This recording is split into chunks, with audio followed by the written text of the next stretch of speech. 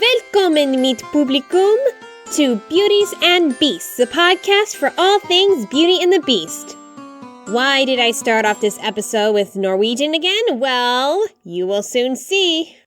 Now, I may be a writer / fairy tale enthusiast, but aside from my career path, I have acting as a hobby. Maybe I don't want to be an actress totally Hollywood famous, but I just love being in plays ever since I was little. It was a way for me to move out of my comfort zone, and it's another way of storytelling that I really enjoy. Because in being in a play, you're part of the story, which feels really great. And in the 4th grade, I was in this play called East of the Sun and West of the Moon. I know, really long title. And it was very similar to Beauty and the Beast, because it involved a beastly prince and a beautiful bride. But it wasn't until many years later that I learned that this was based on a folktale from Norway. So yeah, we're back to Norwegian stuff. And I realized it was also very similar to the Greek myth Eros and Psyche, if you remember that from episode 2. If you haven't listened to that, I suggest you listen to that before you listen to this. And the folktale East of the Sun, West of the Moon was collected by Peter Christian Asbjornsen and Jørgen Moe in their Book of Norwegian Folktales. Sorry if I said those names wrong. I'm trying my best. And this was published in the 1840s, and then translated into English by Andrew Lang in the Blue Fairy Book in 1889. So yeah, 19th century Grimm's fairy tale era. You can kind of guess what kind of setting this is going to be. Alright, so before we begin, I'd like to once again thank my $5 plus patrons, Anime Guy 1101 and Tyrannosaurus Venom. Again, thank you for your continuing support. If you like to support this podcast and receive rewards such as early access to new episodes and complimentary gifts such as t-shirts, mugs, notebooks, then go see the list of patron rewards by clicking on the Become a Patron button on the right-hand corner of the screen if you are listening on Podbean. Or, if you are listening on YouTube, follow the link in the description below. If you cannot make a monthly commitment, you can also buy Beauties and Beasts merchandise off of Redbubble. Along with some holiday merch. There will be Father's Day merch available soon. Be sure to keep an eye out for that, so you can get a gift for your dad in time for Father's Day. Also, check out this song cover of The Other Side from The Greatest Showman that I made with my former patron Satu Hana as part of her patron package. Note that for $50 plus patrons, I can appear in one of the patrons' videos or projects. Alright, so since we are going with a folktale, I'm going back to the 5-act structure of a Beauty and the Beast story. And many of the details I'll be going over will be pulling from the play I was in, which actually I found was really close to Andrew Lang's translation, but I'll let you know some of the differences that I found. Okay, so Act 1, we get an introduction to the characters, which in here is pretty short. So we have a poor man who has an indeterminate amount of children, and they all live in a very small house and have very little to eat and not very good clothing to wear, so they're always cold and hungry. And they are all very pretty, but the youngest daughter is the prettiest. Sound familiar already? It should. Though plot twist, the mom's alive in this one. We don't get much about the youngest daughter. She's really just called the girl in the story. But in the play I was in, her name was Beauty. So, yeah, let's go with that. Act 2, how the Beauty comes into contact with the Beast. A knock comes on the door of the house, and the father opens it and finds a white bear standing there. The white bear goes, "Good evening." And the man, terrified, goes, "Good evening? What brings you out here?" The white bear says, "Sir, if you will give me your youngest daughter, I will make you as rich as you are now poor." And the dad is like, "Okay, no problem. I'll just go ask my daughter first." Bit too eager there, though. In fairness, they are starving, so yeah, when opportunity knocks, quite literally in this case, he's going to take it. I mean, the guy's got to feed his family, right? Initially, Beauty says no, showing that she has a bit of a defiant character, and the white bear says he will come back in a week, should she change her mind. And after much persuasion from her father and her very hungry siblings, Beauty changes her mind and decides to go with the white bear. So she packs her things and meets with the bear when he comes back in a week, and she rides on his back off to a beautiful castle in the mountains. So I guess we're going into Act 3, which is the interaction between the Beauty and the Beast. So Beauty's now living in this beautiful castle, and the white bear gives her a silver bell, and she only has to ring it, and whatever she desires will appear. Aw, man, do the beauties in these stories ever get pampered? Seriously, their lives are handed to them on a silver platter, or in this case, a silver bell. And that's all fine and dandy, but when Beauty goes to sleep, a strange man comes into her room and lays down next to her. Yeah, in our elementary school version, he just slept in the chair next to her bed, which was a slightly less creepy way of presenting it to a play performed by kids. And, Beauty and the White Bear are happy for a time until Beauty starts missing her family. And, if you listen to the previous episodes, you know where this is going. We're going to Act 4, the betrayal. And if you've heard all the other folk tales with this story, then you know the gist. Beauty misses her family, Beast gives some warning, which she ignores, resulting in something bad happening. In this case, the White Bear tells Beauty before they go into the house, "Don't talk to your mother alone, or you will bring misery to both of us." And what do you think happens when she goes home? She goes and talks to her mother alone, and tells her mom of her really strange bedfellow. And Mom says, "Oh, you must be sleeping with a troll. I will help you see him. Here, take this candle, and you will see him when he goes to sleep." In the mom's defense, her daughter is sleeping with a stranger. I'd be concerned too. So that night, Beauty uses the candle, sees the handsomest prince ever, falls immediately in love, and when she leans over to kiss him, 3 drops of candle wax fall onto him, and he wakes up and he is very upset, naturally. Hashtag Eros and Psyche ripoff, anyone? So the prince in tears explains everything. Apparently his stepmother, for some reason, cursed him to be a white bear by day and human by night. If only Beauty had waited a year, then the spell would have been broken. But she'd been impatient to see him. Now, for some reason, the prince must go back to his stepmother, who lives in a castle that lies east of the sun and west of the moon. Not really specific. Though in the play we did, it was called the Blue Planet, which lies east of the sun and west of the moon, which ended up being Earth, and I thought it was a cool sci-fi touch to the story. And there in the castle, he must marry a princess with a nose 12 feet long. Okay, this suddenly became a weird version of Pinocchio. So the prince is whisked away by magic, and Beauty, must go and find Eros, the prince, with no name, Prince Bear? Whatever.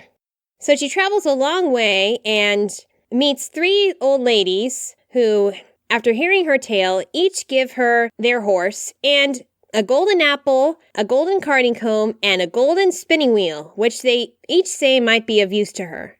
Oh yeah, sure, take these random gold items given to you by strangers. Not the weirdest thing that's happened in this story so far. So the first 2 ladies have no idea where the castle that lies east of the sun and west of the moon is. But the third and final lady tells Beauty to ask the East Wind where the castle is, who tells her to ask his brother the West Wind, who tells her to ask the South Wind. This part is pretty much just asking directions. Little tidbit, I was the South Wind in this play. Let's see if I can remember my lines. "I am the South Wind, Lion of the Sun, but I know not the way to your prince, fairest one. Come, ride my flames, and we shall go forth to the strongest of us all, the Wind of the North." Hey, not bad for 14 years ago.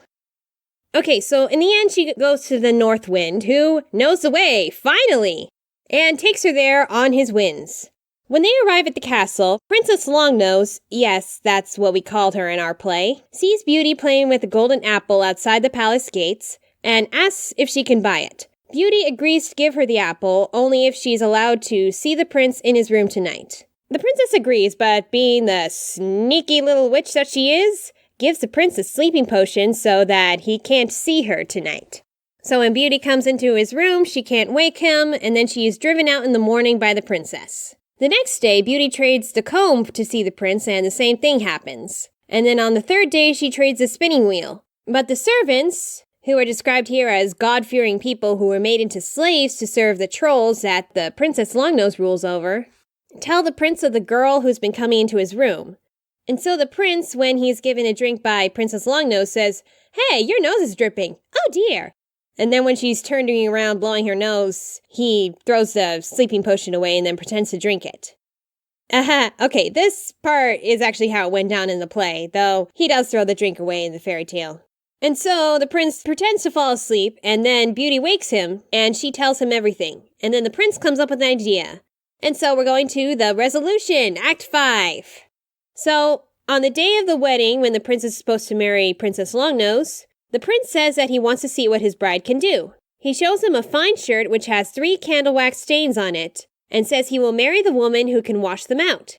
Note that this is the same shirt that Beauty had ruined with her candle when she had betrayed him, and earlier the prince had told her that she was the only one who could wash the stains out. Only one not born of God-fearing folk can do it. Yeah, I'll kind of explain what I think this means later. So the stepmother, thinking there's no problem with this, agrees. It sounds like an easy task. And so the princess tries to wash the stains out, but ends up just making it worse. And then her mother, who happens to be a troll queen, tries to do it, but just makes it worse. In the end, Beauty does it, and the stains are washed out. And the troll queen gets so mad that she, the princess, and the other trolls just burst into flames. And the God-fearing slaves are set free, and the prince and his new bride leave the castle with all the silver and gold and live happily ever after. Wow, this story's weird. I mean, a white bear prince, weird old ladies with golden junk, living winds who give terrible directions, a princess with an extremely long nose that would rival Pinocchio's, and exploding trolls? Yeah, on the surface, it doesn't seem to make much sense, does it? Let's break it down a bit.